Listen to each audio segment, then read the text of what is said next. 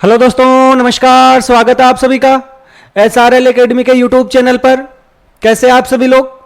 उम्मीद करते हैं कि आप सभी लोग होंगे स्वस्थ होंगे, मस्त होंगे, मजे में होंगे। दोस्तों, आज के इस वीडियो के अंतर्गत हम एक नए टॉपिक की शुरुआत करने जा रहे हैं और आज का जो हमारा टॉपिक रहने वाला है वो है आपकी क्लास 12th का चैप्टर नंबर 2 और जिसका नाम है मानव में जनन। अर्थात हम मानव में जनन की प्रक्रिया को कंप्लीटली देखने वाले हैं। हम देखेंगे कि मानव में जो जनन की प्रक्रिया होती है उसके अंतर्गत कौन कौन से चरण होते हैं, कैसे ये पूरी प्रक्रिया संपन्न होती है और कैसे बच्चे का जो जन्म होता है वो किस प्रकार से होता है। ये कंप्लीटली प्रक्रिया है, ये आगे आने वाले कुछ वीडियो के अंतर्गत हम देखने वाले हैं।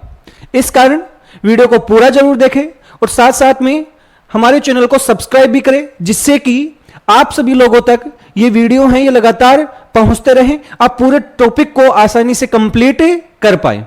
तो शुरुआत करते हैं हम आज के हमारे टॉपिक से। सबसे पहले हम बात किसके बारे में करने वाले हैं? मानव में जनन के बारे में बात करने वाले हैं। अब देखो, यदि मैं मानव में जनन के बारे में बात करूं तो मानव में जनन कैसा होता है, मानव में कैसा जनन पाया जाता है? तो मानव में लैंगिक जनन होता है। मानव में कैसा जनन होता है? लैंगिक जनन होता है।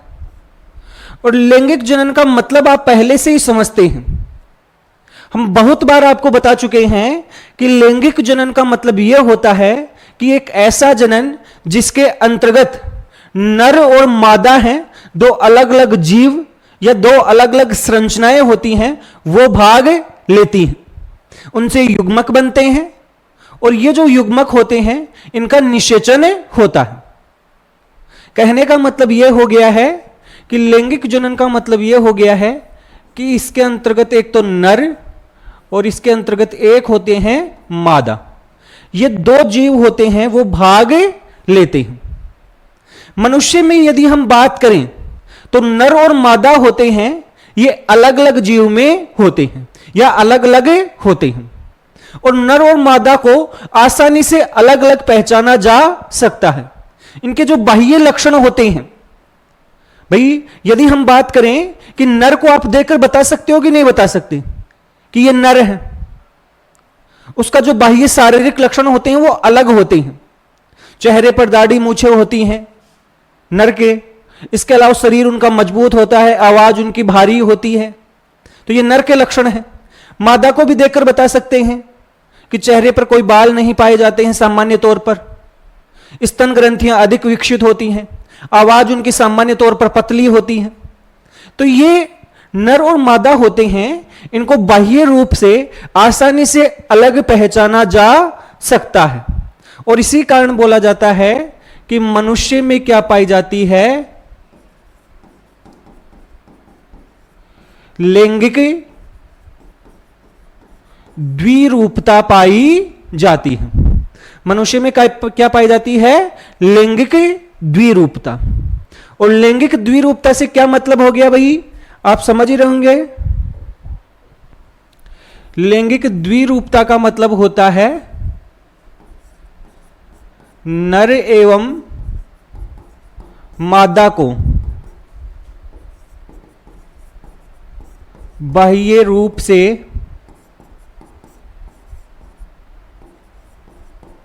अलग अलग होना। नर और मादा है वो बाह्य रूप से भी क्या होते हैं? अलग अलग दिखाई देते हैं। तो मनुष्य में लैंगिक द्विरूपता पाई जाती है। अब यदि हम बात करें कि मानव में जब लैंगिक जनन होता है तो इसके दौरान कौन कौन सी प्रक्रियाएं होती हैं वो शामिल होती हैं। तो मनुष्य में यदि हम बात करें तो देखो, अभी हमने बोला है कि नर और मादा हैं, तो सबसे पहले तो कौन सी घटना होगी? युग्मक का निर्माण होगा। किसका निर्माण होगा? युग्मक का निर्माण। और क्योंकि नर और मादा अलग अलग हैं तो नर से नर युग्मक बनेंगे और मादा से क्या बनेंगे, मादा युग्मक बनेंगे। नर से क्या बनेंगे, नर युग्मक, और मादा से क्या बनेंगे, मादा युग्मक। तो हम क्या बोल रहे हैं भाई कि नर है, इससे बनेंगे नर युग्मक, और नर युग्मक क्या होता है, शुक्राणु। और इधर मादा से क्या बनेंगे, मादा युग्मक, जिसे सामान्य तौर पर हम क्या कहते हैं, अंडाणु कहते हैं। सामान्य तौर पर हम क्या कहते हैं, अंडाणु। अब देखो नर में शुक्राणु बन रहे हैं, मादा में अंडाणु बन रहे हैं। शुक्राणु होता है वो एक गतिशील युग्मक होता है, इसमें गति पाई जाती है। और ये शुक्राणु होता है, ये अंडाणु तक पहुंचता है, शुक्राणु को अंडाणु तक पहुंचाया जाता है। और शुक्राणु को अंडाणु तक पहुंचाने की इसी प्रक्रिया को हम क्या कहते हैं, वीर्य सेचन कहते हैं, या इनसेमाइनेशन। क्या कहते हैं भाई, इनसेमाइनेशन कहते हैं। तो यह प्रक्रिया होती है जिसके द्वारा शुक्राणु होता है अंडाणु तक पहुंचता है। जैसे ही यहां तक पहुंचता है तो फिर कौन सी प्रक्रिया होती है, निषेचन की प्रक्रिया। कौन सी प्रक्रिया होती है, निषेचन। निषेचन का मतलब होता है कि आपके अंडाणु और शुक्राणु होते हैं, इनका आपस में क्या हो जाता है, संलयन हो जाता है। निषेचन से आपका क्या बनता है, युग्मनज। निषेचन से क्या बनता है, युग्मनज। युग्मनज से आपका क्या बनता है, भ्रूण। युग्मनज से आपका क्या बनता है, भ्रूण। भ्रूण का क्या होता है, गर्भाशय में अंतःरोपण। भ्रूण का गर्भाशय में क्या हो जाता है, अंतःरोपण। यह भ्रूण होता है, यह अपनी ब्लास्टोसिस अवस्था में, कोरक पुट्टी वाली अवस्था में गर्भाशय के आंतरिक सतह होती है उसके साथ चिपके जाता है, उसके साथ जुड़े जाता है, जिसे हम क्या बोलते हैं, अंतःरोपण। इसके बाद में जब अंतःरोपण हो गया है तो इसके बाद में आ जाएगी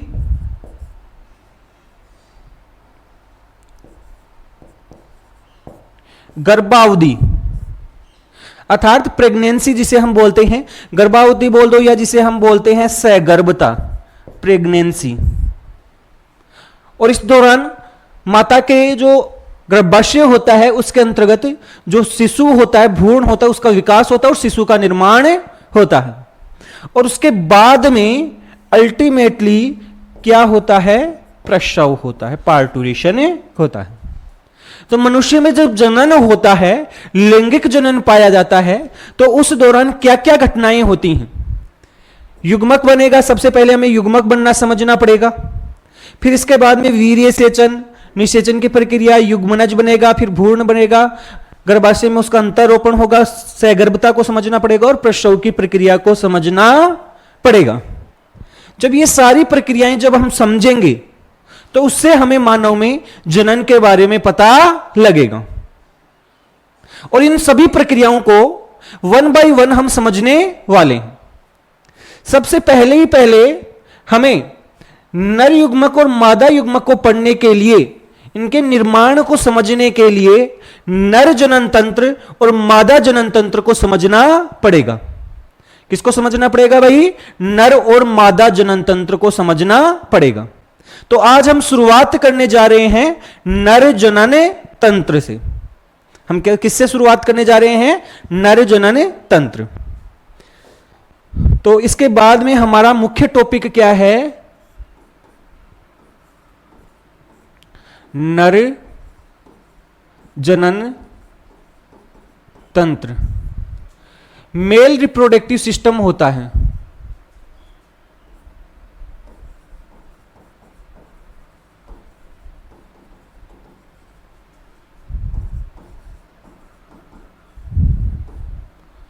नर जनन तंत्र। सबसे पहले हम देखेंगे कि जो नर जनन तंत्र होता है ये किन किन अंगों से मिलकर बना होता है। इसके अंतर्गत कौन कौन सी संरचनाएं, कौन कौन से अंग, कौन कौन सी नलिकाएं, ये सारी चीजें पाई जाती हैं। तो यदि हम नर जनन तंत्र के बारे में बात करें, किसके बारे में बात करें, नर जनन तंत्र के बारे में बात करें, तो इसमें क्या क्या पाया जाता है। देखो भाई, सबसे पहले तो इसके अंतर्गत होते हैं प्राथमिक जनन अंग। सबसे पहले तो इसके अंतर्गत क्या पाए जाते हैं, प्राथमिक जनन अंग पाए जाते हैं। इसके अलावा क्या होती हैं, इसके अलावा इसमें होती हैं सहायक नलिकाएं। सहायक नलिकाएं और क्या होती हैं भाई, सहायक नलिकाओं के बाद में हमें देखना है बाह्य जननांग। क्या होते हैं, बाह्य जननांग।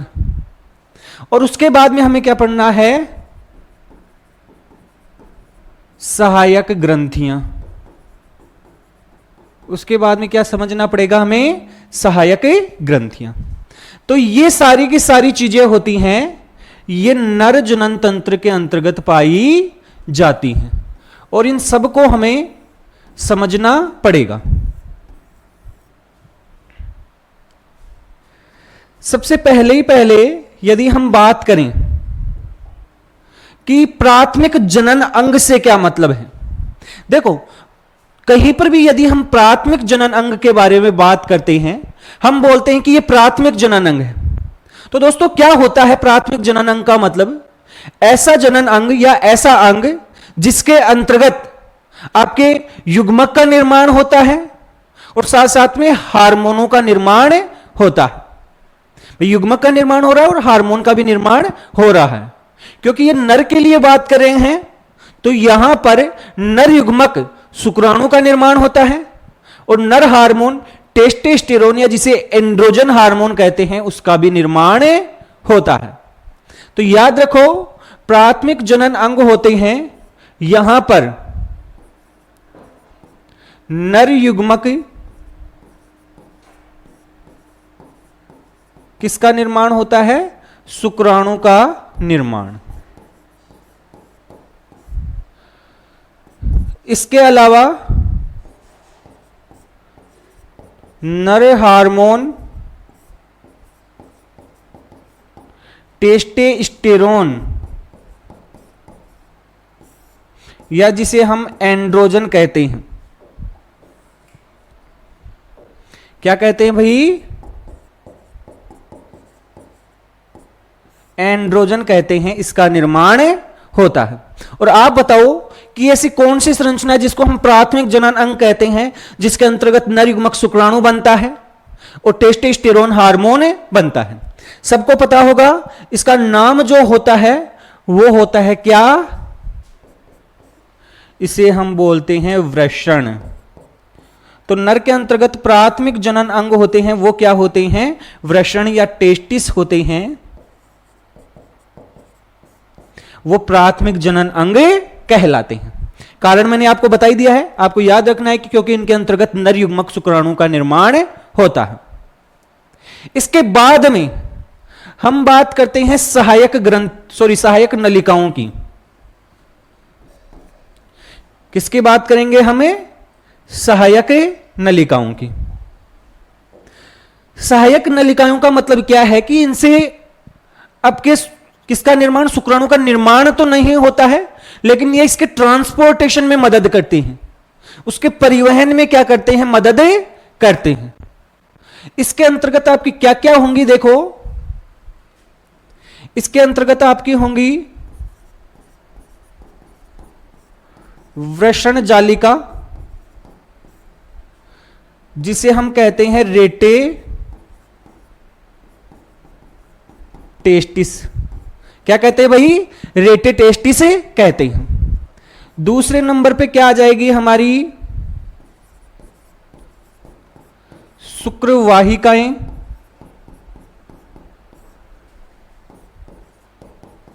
वासा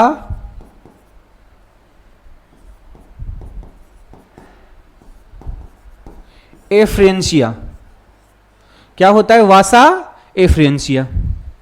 फिर इसके बाद में आ जाएगा हमारा अधिवृषण। अधिवृषण जिसे हम कहते हैं एपीडिडिमस। एपीडिडिमस। फिर इसके बाद में क्या आ जाएगी? शुक्रवाहिका। शुक्रवाहिका या शुक्रवाहक जिससे बोलते हम।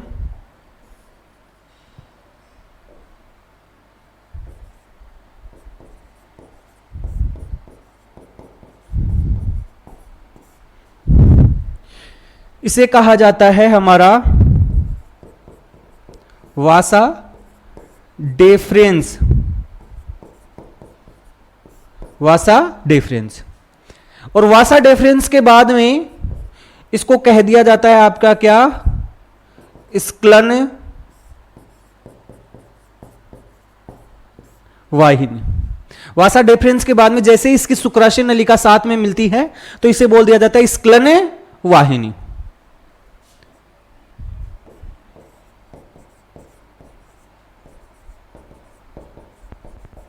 Ejaculatory duct. और एंड में आ जाएगी क्या?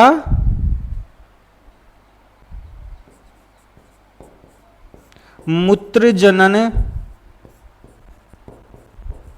मार्ग।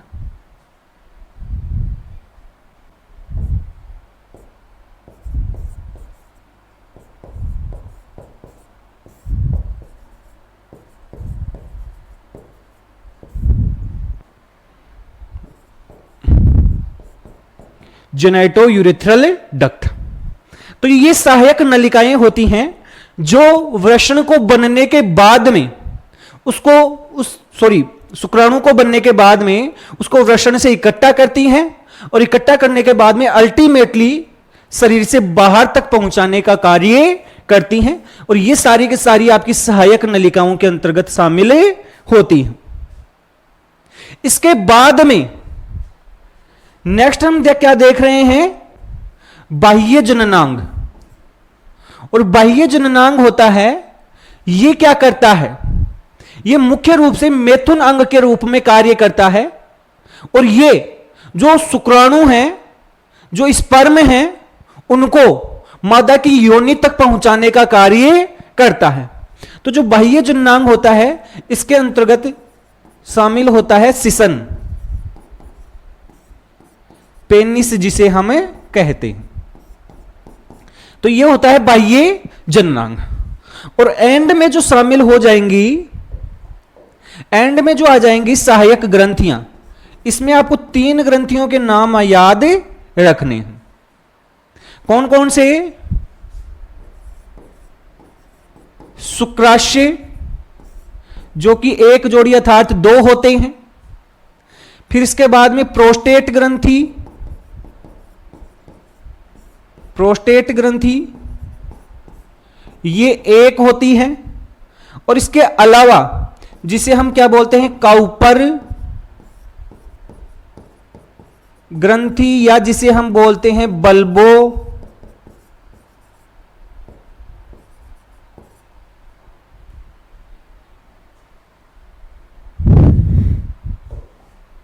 जिसे हम बोलते हैं बल्बो यूरेथ्रल, बल्बो यूरेथ्रल ग्रंथि। और ये भी संख्या में कितनी होती हैं? 2। तो ये 3 सहायक ग्रंथियां हैं जो नर जनन तंत्र के अंतर्गत शामिल होती हैं। तो अभी आपको क्या बताया है कि आपके नर जनन तंत्र के अंतर्गत कौन कौन सी संरचनाएं, कौन कौन से अंग शामिल होते हैं और इनको इस रूप से क्लासिफाई किया जाता है। ये सारी चीजें जब आपने देख ली हैं, ये सारी चीजें जब आपने देख ली हैं, और यदि हम मानव में नर जनन तंत्र का एक डायग्राम बनाकर देखें कि ये सारी की सारी संरचनाएं होती हैं, ये मनुष्य के अंतर्गत कैसे पाई जाती हैं, तो अब हम देखने वाले हैं मानव में नर जनन तंत्र का डायग्राम, और उसके अंतर्गत इन सारी संरचनाओं को हम क्या करने वाले हैं, देखने वाले हैं।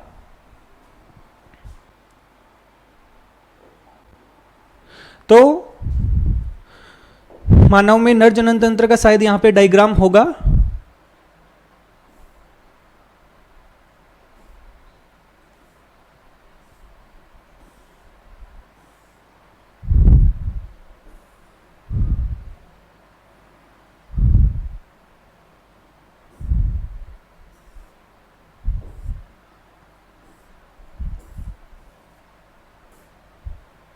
चलो हम खुद बनाते हैं भाई, मानव में नर जनन तंत्र का डायग्राम। देखो, सबसे पहले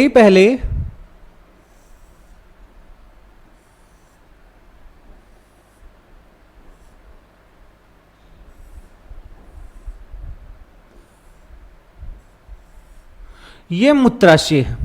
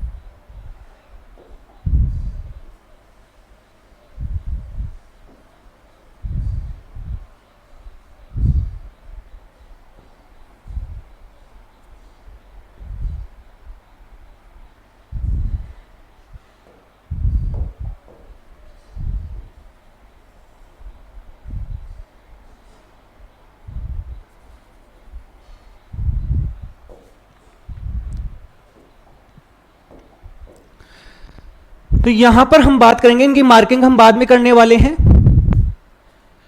ये हम देखें तो जहां पर वृषण पाए जाते हैं, जिन्हें हम क्या कहते हैं, वृषण कोष, जिन्हें हम क्या कहते हैं, वृषण कोष कहते हैं।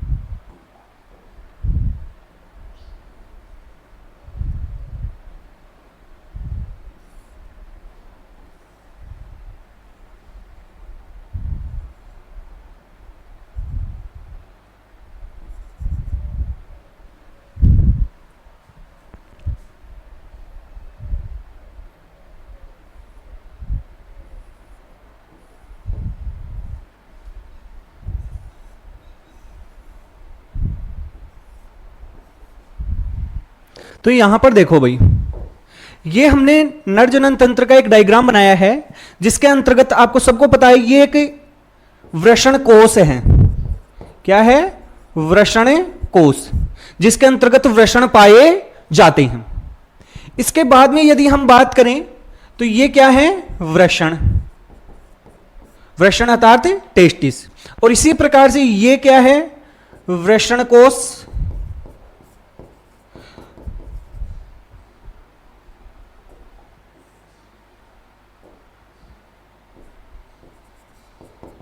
हालांकि दो नहीं होते हैं, एक ही जगह जुड़े होते हैं, लेकिन दिखाने के लिए दिखाया हमने।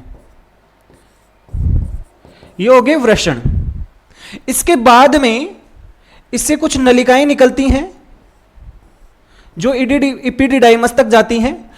इन्हें हम बोलते हैं शुक्र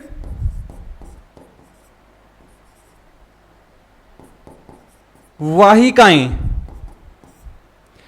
फिर वृषण के ऊपर की तरफ पाया जाता है अधिवृषण। क्या पाया जाता है, अधिवृषण। फिर यहां से एक नलिका निकलती है जो कि शुक्राणुओं को लेकर जाती है, जिसे हम क्या बोलते हैं, शुक्रवाहिनी। फिर ये दो दिखाई हैं, ये मूत्रवाहिनी दिखाई है। तो ये क्या करती हैं, मूत्रवाहिनी के पीछे से आती हैं। ये क्या है, मूत्राशय। तो इसके पीछे से आती हैं। इसके बाद में ये दो ग्रंथियां हैं, वो हैं शुक्राशय।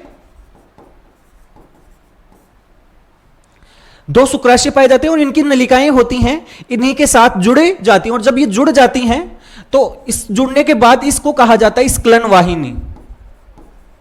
इसे क्या कहा जाता है, स्क्लन वाहिनी कहा जाता है। ये एक ग्रंथि है अखरोट के आकार की, जिसे हम बोलते हैं प्रोस्टेट ग्रंथि। प्रोस्टेट ग्रंथि, हालांकि ये एक ही है, इसके चारों तरफ पाई जाती है अखरोट के आकार की। ये एक जोड़ी आपकी छोटी सी ग्रंथियां हैं जिन्हें हम क्या कहते हैं, बल्बो यूरेथ्रल ग्रंथि। बल्बो यूरेथ्रल ग्रंथि।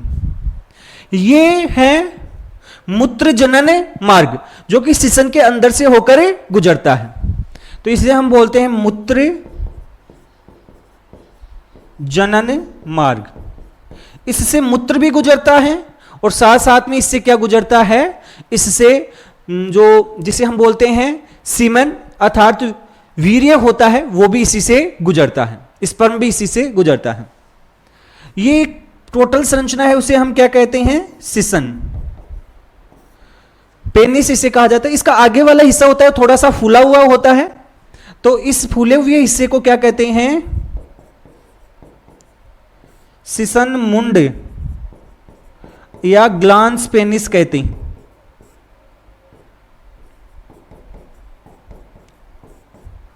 और ये जो छिद्र हैं, जनन मूत्र छिद्र, और इस सिसन के आगे वाला जो हिस्सा होता है सिसन मुंड, वहां पर एक क्या पाई जाती है, जो स्किन होती है एकदम ढीली होती है। और इस स्किन को, इस त्वचा को जो आगे पीछे हो सकती है, इस त्वचा को हम क्या कहते हैं,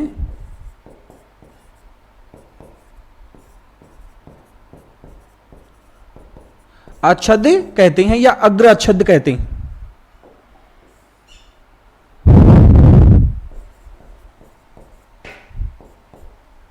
अग्र आच्छद कहा जाता है। तो इस प्रकार से नर जनन तंत्र होता है, इसके अंतर्गत ये सारी संरचनाएं शामिल होती हैं। कौन कौन से अंग, कौन कौन सी संरचनाएं हैं, ये इसके अंतर्गत शामिल है। कौन कौन सी ग्रंथियां हैं जो इसके अंतर्गत शामिल है, ये कंप्लीटली आपको हमने पहले यहां पर आपको नाम बताए थे कि कौन कौन सी हैं, और बाकी यहां पर आपको इन सारी संरचनाओं को हमने डायग्राम के अंतर्गत दिखाया है। यहां पर हमने डायग्राम के अंतर्गत दिखाया। तो जब ये सारी संरचनाएं देख ली हैं, अब हम नर के सबसे महत्वपूर्ण जो अंग है, जो प्राथमिक जनन अंग है, उसके बारे में समझने वाले हैं। किसके बारे में समझने वाले हैं, नर के सबसे महत्वपूर्ण जनन अंग के बारे में, जिसे हम बोलते हैं प्राथमिक जनन अंग या वृषण जिसे हम कहते हैं। तो इसके बारे में हम देखने वाले हैं।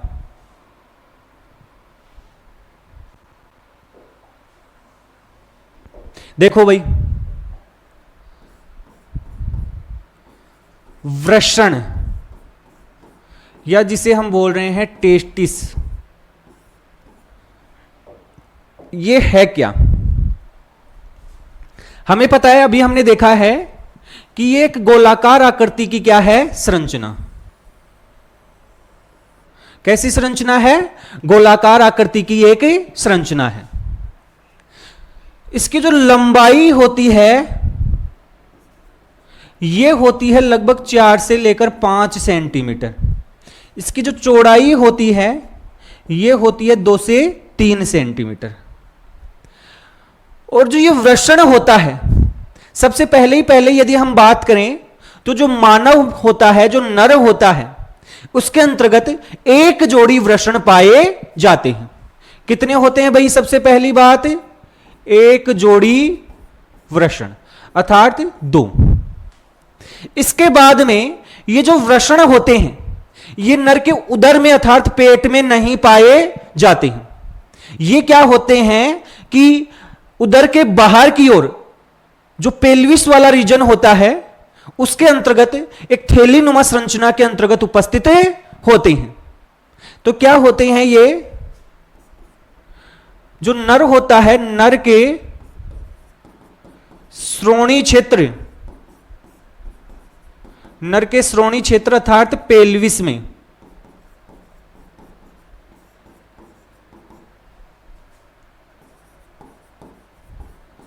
थैलीनुमा संरचना में ये पाए जाते हैं, जिसे हम बोलते हैं वृषण कोष। उस थैलीनुमा संरचना को हम क्या बोलते हैं? वृषण कोष कहते हैं। और मनुष्य में ये उदर के अंतर्गत क्यों नहीं पाए जाते हैं? ये बाहर की ओर क्यों पाए जाते हैं? तो इसका कारण यह है कि जो नर होता है उसके अंतर्गत जो शुक्राणुओं का जो निर्माण होता है, ये शुक्राणुओं का निर्माण मानव में शरीर के तापमान पर नहीं हो सकता है। और जब शरीर के तापमान पर नहीं हो सकता है तो ये कितने तापमान पे होता है? इसको तापमान चाहिए होता है 2 से 3 डिग्री सेंटीग्रेड कम तापमान की आवश्यकता होती है। और ये वृषण कोष क्या करते हैं कि इस कम तापमान को बनाए रखते हैं। तो याद रखना है ये क्यों पाया जाता है? क्योंकि ये तापमान को क्या करते हैं? 2 से 3 डिग्री सेंटीग्रेड कम रखते हैं। आपने यह भी देखा होगा कि जो नर होता है इसके अंतर्गत जो वृषण होते हैं, जिस वृषण कोष में पाए जाते हैं, वो मुख्य रूप से इसका कार्य है तापमान नियंत्रण करना। मुख्य रूप से इसका कार्य क्या है? तापमान का नियंत्रण करना। और इसी कारण ध्यान से सुनना, सर्दियों के समय में जब बाहर के वातावरण में तापमान कम होता है तो उस तापमान को मेंटेन करने के लिए वृषण कोष होते हैं, ये शरीर की ओर खिसके जाते हैं या सिकुड़े जाते हैं। और गर्मियों में क्या हो जाते हैं? ये थोड़े फैल जाते हैं जिससे कि शरीर से थोड़ा दूर जा सके। तो क्या होते हैं? याद रखना,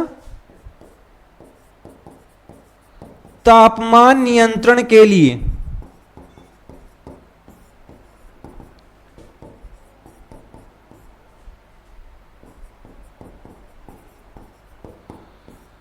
सर्दियों में वृषण कोष उदर के पास आ जाते हैं, अर्थात इसके अंतर्गत मांसपेशियां पाई जाती हैं जिनमें गति संभव है और वो उदर के पास आ जाते हैं। और गर्मियों में उदर से दूर चले जाते हैं।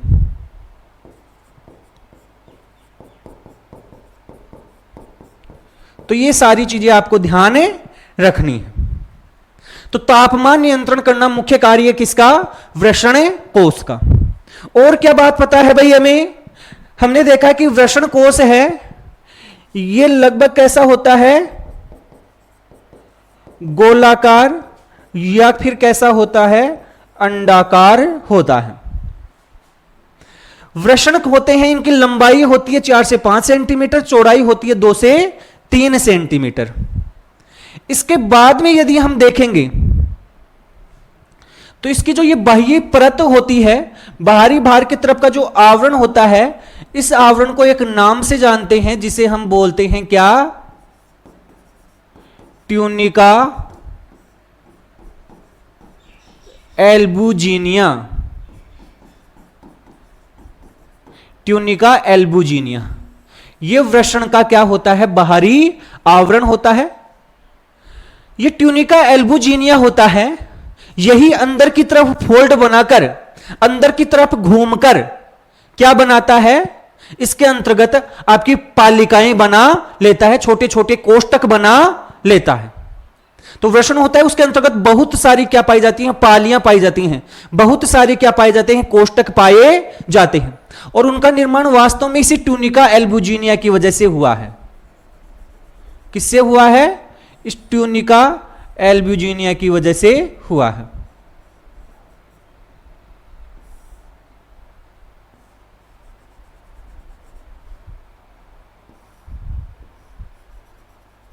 तो ये ट्यूनिका एल्बुजिनिया है, ये वास्तव में अंदर की तरफ घूम जाती है और घूमकर क्या बनाती है? कोष्टक बनाती है।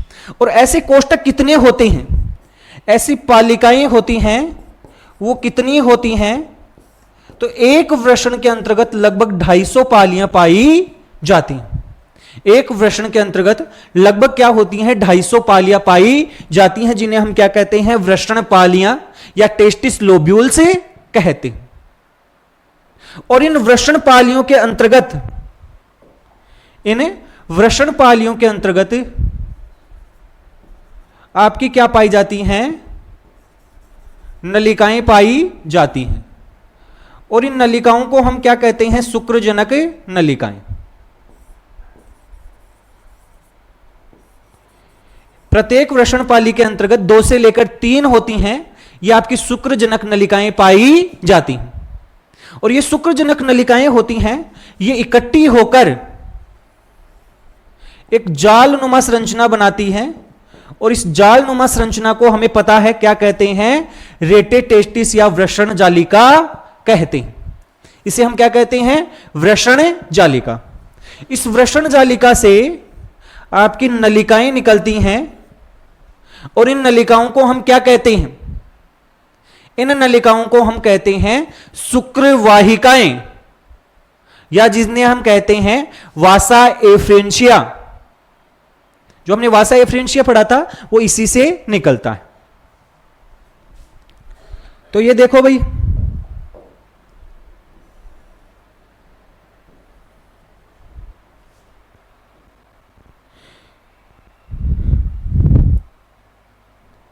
ये वासा एफ्रेंशिया है, ये जाकर एक संरचना का निर्माण करती हैं।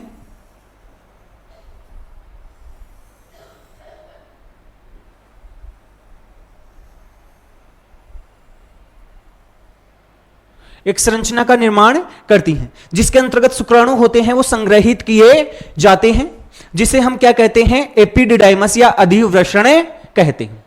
तो वृषण में क्या क्या होता है यदि हम देखें तो सबसे बाहरी बाहर की परत आपको पता चल गई, ट्यूनिका एल्बुजिनिया। वृषण पालिकाएं आपको पता चली गई हैं। इसके अंतर्गत आपकी पाई जाती हैं शुक्र जनक नलिकाएं। और कितनी होती हैं? प्रत्येक पालिका में लगभग 2 से 3 शुक्रजनक नलिकाएं पाई जाती हैं। फिर ये क्या है जहां पर ये जाकर मिलती हैं? इसे हम बोलते हैं वृषण जालिका, रेटे टेस्टिस इसे हम कहते हैं। इसे क्या कहते हैं? हमें रेटे टेस्टिस। फिर ये जो नलिकाएं हैं इन्हें हम क्या कह रहे हैं?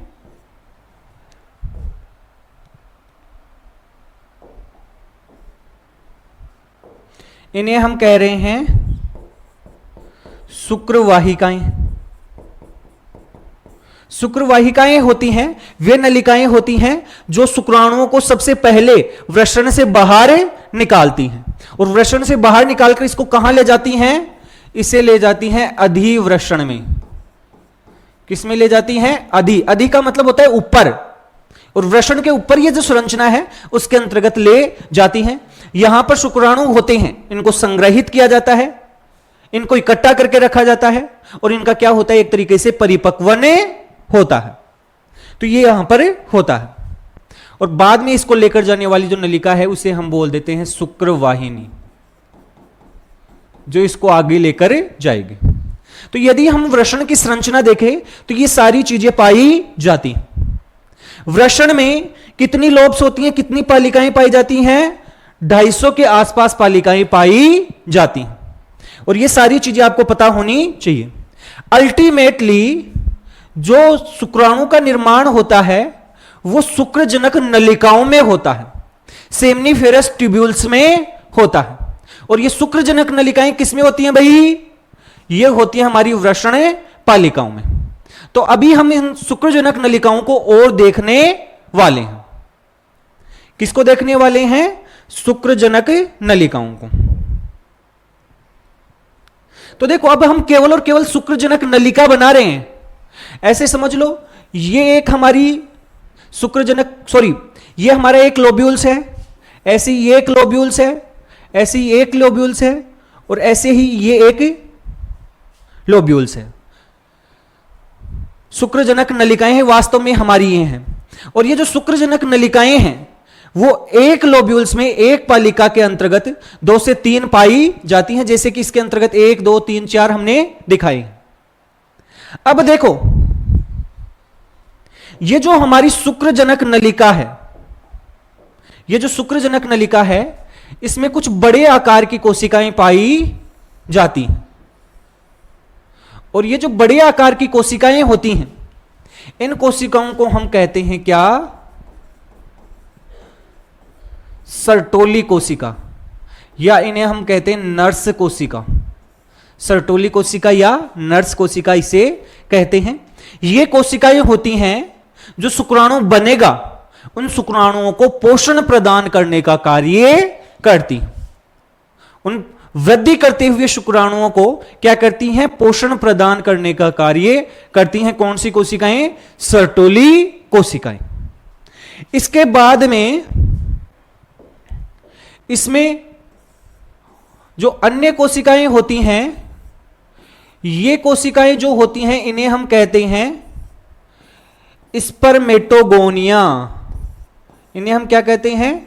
स्पर्मेटोगोनिया कहते हैं। और वास्तव में शुक्राणु जो होते हैं वो इन्हीं कोशिकाओं के द्वारा बनाए जाते हैं।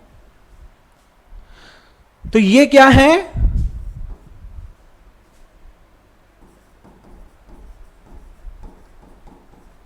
स्पर्मेटोगोनिया या नर जर्म कोशिकाएं।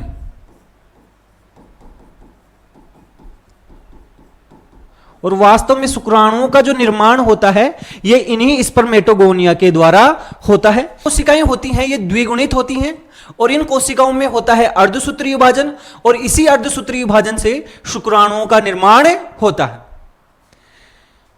तो वास्तव में जो शुक्राणु बन रहे हैं ये इन स्पर्मेटोगोनिया से बन रहे हैं। शुरुआत में ये जो शुक्राणु होते हैं ये यहां पर बन रहे हैं,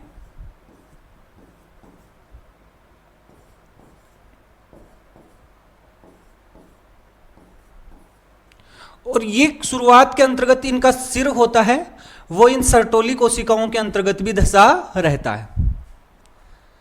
तो ये आपको ध्यान रखना है। इसके बाद में यदि हम बात करें तो यहां पर जो कोशिकाएं होती हैं इन शुक्रजनक नलिकाओं के बाहर की ओर, ये जो कोशिकाएं होती हैं इन्हें हम कहते हैं लीडिंग सेल। इन्हें हम क्या कहते हैं? लीडिंग कोशिकाएं कहते हैं। और ये जो लीडिंग कोशिकाएं होती हैं, क्योंकि ये 2 शुक्रजनक नलिकाओं के बीच का जो स्थान है, जो इनके बीच का जो अंतराली अवकाश है उसके अंतर्गत ये पाई जाती हैं, इसी कारण से इन्हें हम अंतराली कोशिकाएं भी कहते हैं। क्या कहते हैं? अंतराली कोशिकाएं। तो लीडिंग सेल और अंतराली कोशिकाएं हैं वो आपकी एक ही हैं। ये जो कोशिकाएं होती हैं, ये जो कोशिकाएं होती हैं ये आपकी अंतःस्रावी कोशिकाएं होती हैं। कैसी कोशिकाएं हैं? अंतःस्रावी कोशिकाएं। और क्योंकि ये अंतःस्रावी कोशिकाएं हैं, इस कारण ये किसका निर्माण करती हैं? टेस्टोस्टेरोन का निर्माण करती हैं। कौन से हार्मोन का निर्माण करती हैं? टेस्टोस्टेरोन, जिसे हम या एंड्रोजन भी कहते हैं। तो इसका निर्माण होता है। तो ऐसे ही ये सारी की सारी इसके अंतर्गत भी होती हैं, इसके अंतर्गत भी, इसके अंतर्गत भी पाई जाती हैं। तो ये हमारी क्या है? आपकी शुक्रजनक नलिका। ये वास्तव में क्या है? शुक्रजनक नलिका होती है। तो इस प्रकार से जो वृषण होता है उसके अंतर्गत कौन कौन सी कोशिकाएं होती हैं, उन कोशिकाओं से क्या क्या कार्य किया जाता है, कैसे कैसे वो कार्य संपादित होता है, ये सारी चीजें आपको इस डायग्राम की सहायता से समझाया। जब ये सब कुछ हमने देख लिया है तो ये हमने वृषण के अंतर्गत कैसे हार्मोन का निर्माण होगा वो भी हमने समझ लिया है, कौन सी कोशिकाओं के द्वारा होगा वो भी समझ लिया है, कैसे उन कोशिकाएं होती हैं सर्टोली कोशिकाएं या जिन्हें नर्स सेल्स कहते हैं, वो कैसे पोषण प्रदान करती हैं, स्पर्मेटोगोनिया होता है जिनसे वास्तव में शुक्राणु बनता है अर्धसूत्रीय विभाजन के द्वारा, वो भी देख लिया है। तो ये सारी चीज हमने देख ली है। तो वृषण की संरचना को हमने समझ लिया है। जब हमने वृषण की संरचना को समझ लिया तो उसके बाद में हम जाएंगे सहायक नलिकाओं पर और बाकी जो भी संरचनाएं बच गई हैं उनके ऊपर।